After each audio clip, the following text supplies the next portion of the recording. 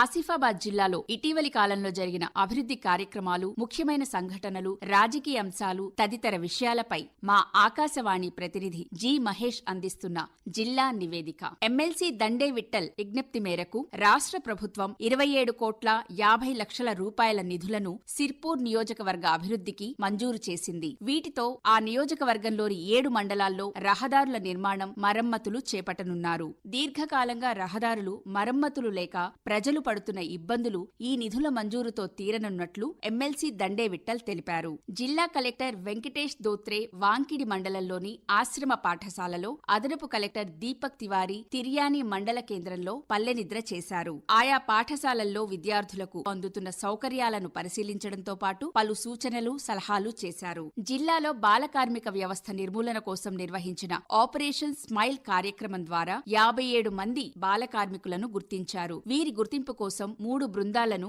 జిల్లా ఎస్పీ డివి శ్రీనివాసరావు ఆధ్వర్యంలో ఏర్పాటు చేశారు. ఈ సందర్భంగా ఆయన మాట్లాడుతూ 54 మంది బాలురు, 3 బాలికలను బాల కార్మికులుగా పనిచేస్తున్నట్లు గుర్తించామని వివరించారు. వీరిని పునరావాస కేంద్రాలకు తరలించినట్లు పేర్కొన్నారు. పీఎం సూర్యాఘర్ ముఫ్త్ బిజ్లీ యోజన పేరుతో కేంద్ర ప్రభుత్వం సౌర విద్యుత్ వినియోగం కోసం అమలు చేస్తున్న పథకం ద్వారా మహిళా సంఘాల ఆర్థికాభివృద్ధి కోసం జిల్లా అధికారులు కృషి చేస్తున్నారు. సౌర విద్యుత్ ప్లాంట్లను ఏర్పాటు చేయడానికి 27 స్థలాలను గుర్తించారు. వీటిలో 141.23 ఎకరాల విస్తీర్ణంలో సౌర ప్లాంట్లు ఏర్పాటు చేయనున్నారు. అధికంగా ఉత్పత్తి అయ్యే విద్యుత్ విక్రయించేందుకు అవసరమైన ప్రణాళికలు రూపొందిస్తున్నారు. కాగజ్ నగర్ మున్సిపాలిటీ పరిధిలో చెత్త శుద్ధి కోసం బల్గల డంపింగ్ యార్డ్ వద్ద బయో మైనింగ్ ప్రారంభించారు. Warangal RD Shahid Masood dumping yard ను పరిశీలించడంతో పాటు ఎప్పటికప్పుడు బయో మైనింగ్ పనులు చేయాలని సూచించారు.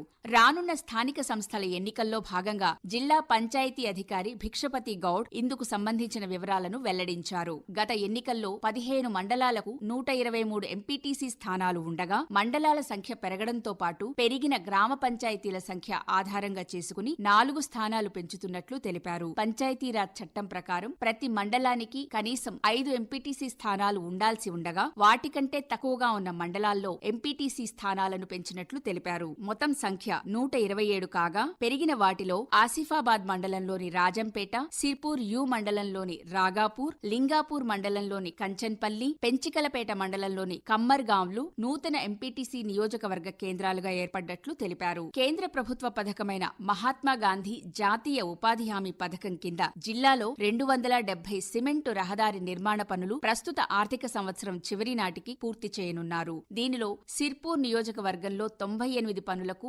4,95,00,000 కేటాయించగా ఆసిఫాబాద్ నియోజకవర్గంలోని 172 పనులకు 5,91,00,000 కేటాయించినట్లు తెలిపారు. మార్చి చివరి నాటికి పనులు పూర్తి చేసేలా ప్రణాళిక రూపొందించినట్లు వివరించారు. జిల్లాలో ఎక్కువ మంది గిరిజనులు పత్తి పంట పండిస్తున్నారు. వారి పంటను సీసీఐ అధికారులు జిన్నింగ్ మిల్లులలో కొనుగోలు చేస్తారు. అయితే పంట చివరి దశకు రావడం, ఫిబ్రవరి 8 నుంచి ఆధార్ ప్రామాణికత పని చేయకపోవడంతో వివిధ గ్రామాలు, మండలాల నుంచి పత్తి పంటను తీసుకువచ్చిన గిరిజన రైతులు ఆ పంటను అమ్ముకోలేక ఇబ్బందులు పడ్డారు.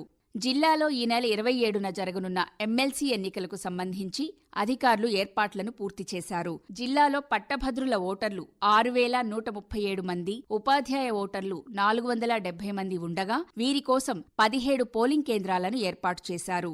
గత సంవత్సరం ఫిబ్రవరిలో ఆసిఫాబాద్ గ్రామ పంచాయతీ నుంచి మున్సిపాలిటీగా మారడంతో పట్టణంలోని కొంత ప్రాంతాన్ని రాజంపేట గ్రామ పంచాయతీగా ఏర్పాటు చేశారు. పక్షులు, ప్రకృతి ప్రేమికులకు జిల్లా అటవీ శాఖ ప్రకృతి అందాలను పరిచయం చేయడం కోసం తగిన చర్యలు తీసుకుంది. ఇందులో భాగంగా ప్రపంచ చిత్తడి నేలల దినోత్సవం పురస్కరించుకుని ఫిబ్రవరి 2న బర్డ్ వాచ్ నేచర్ ట్రయల్ కార్యక్రమాన్ని కాగజ్ నగర్ డివిజన్లో నిర్వహించగా పక్షులు, పర్యావరణ ప్రేమికులు పాల్గొన్నారు. ఆస్ట్రేలియాకు చెందిన ఫోటోగ్రాఫర్ ప్రకృతి అందాలను కెమెరాలో బంధించడం ప్రత్యేక ఆకర్షణగా నిలిచింది. జిల్లాలోని ఇంటర్మీడియట్ విద్యార్థులకు ఈ నెల 2వ తేదీ నుంచి ప్రాక్టికల్ పరీక్షలు 23 పరీక్షా కేంద్రాల్లో జరిగాయి. మొట్టమొదటిసారిగా పరీక్షా కేంద్రాల్లో సీసీ కెమెరాలు ఏర్పాటు చేశారు. ఈ నెల 28 నుంచి ప్రధాన పరీక్షలు ప్రారంభం కానుండగా జిల్లాలో మొత్తం 48 జూనియర్ కళాశాలల నుంచి 10,043 మంది విద్యార్థులు పరీక్షలకు హాజరు కానున్నారు.